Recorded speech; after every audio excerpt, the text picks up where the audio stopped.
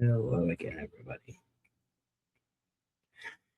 In an earlier video, I was talking about how people navigate social mirrors the way a baby needs a mother's grace or a father's sternness to map out the world's expectations. For a powerful person, this skill often evolves into a masterclass in masking. A politician creates a mirror for the public that reflects only virtue, leadership, and protection. However, the Adam Walsh Child Protection and Safety Act of 2006 represents a fundamental shift in this dynamic. It created a national mirror, a standardized digital and non negotiable tracking system that refuses to see the politician mask and instead forces the world to see the offender underneath, breaking the local shield. Before the Adam Walsh Act, sex offender registration was a patchwork of inconsistent state laws. A powerful man in one state could often use his influence, high priced lawyers, or social standing to keep his name off a public list, or simply move across state lines to a quieter jurisdiction where his history wasn't tracked. The Adam Walsh Act, specifically Title I, known as SORNA, the Sex Offender Registration and Notification Act, destroyed this geographic loophole by establishing a national baseline of uniformity. It demanded that every state, territory, and tribal land use the same rigorous standards and the digital trail. It created the Drew Soden National Sex Offender Public Website, NSOPW, a singular portal that allows any citizen to search for offenders across the entire country. For a politician, this means their respectable identity in a new town can be dismantled in seconds by a single search. The tracking doesn't care about your legislative record, it cares only about your tier status. The mechanics of accountability, tiers, and DNA. The Act tracks individuals based on a tiered system, which removes the ability for good behavior or political favors to reduce the visibility of a crime.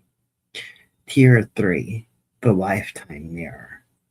Most politicians convicted of crimes against minors, like Ray Holmberg, sentenced in 2025 for child sex tourism, or Ralph Shorty for prostitution of a minor, fall into Tier 3. This requires them to verify their information in person every 3 months for the rest of their lives. And DNA collection. The Act expanded federal DNA collection. This creates a biological tag that links a politician to their crime forever, ensuring that even if they change their name or appearance, the tracking remains. And case study: the fall of the speaker's mask. In the case of Dennis Hastert, is the ultimate example of the Adam Walsh Act's underlying philosophy that no amount of power should allow a person to outrun their past. While Hastert was ultimately caught through banking irregularities trying to pay hush money to a victim, The legislative environment created by the Adam Walsh Act is what made the subsequent public unmasking so permanent. The Act's elimination of the statute of limitations for various federal crimes against children, 18 U.S.C. 3299, sent a message to those in power: the clock never stops.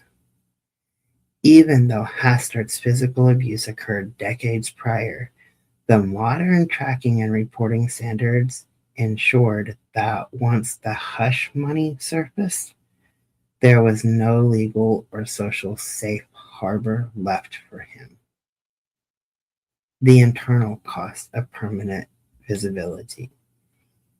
The internal cost for a convicted politician is a total identity bankruptcy.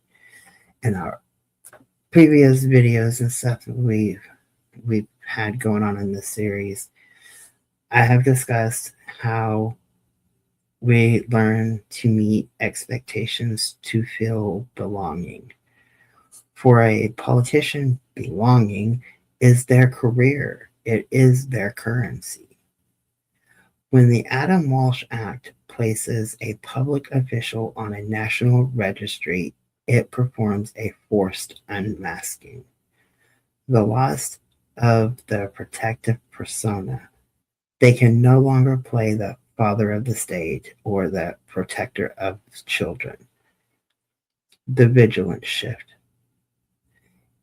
In the internal cost video that I have, a few back, talked about the victim's hypervigilance. The Walsh Act flips this.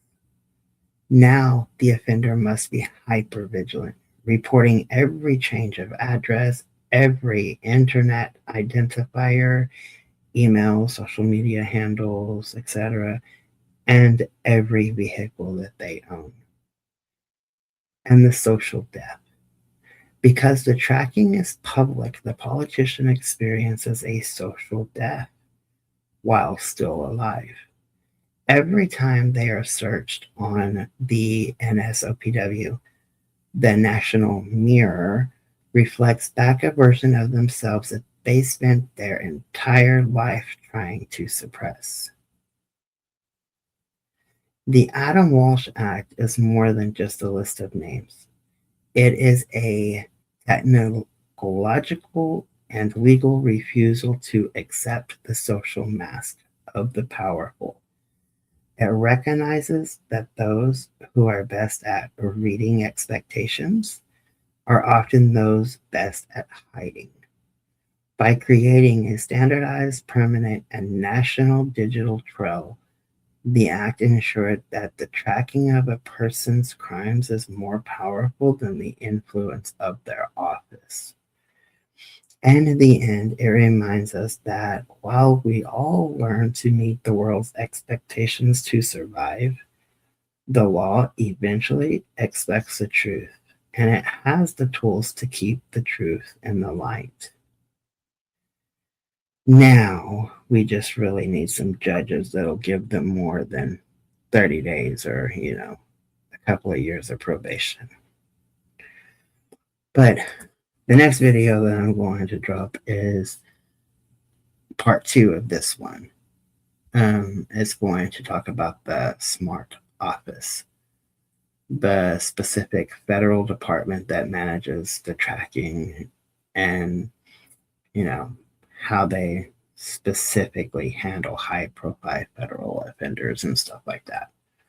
So if you haven't subscribed, please do so and watch part 2 once it gets uploaded. Have a good night, everybody.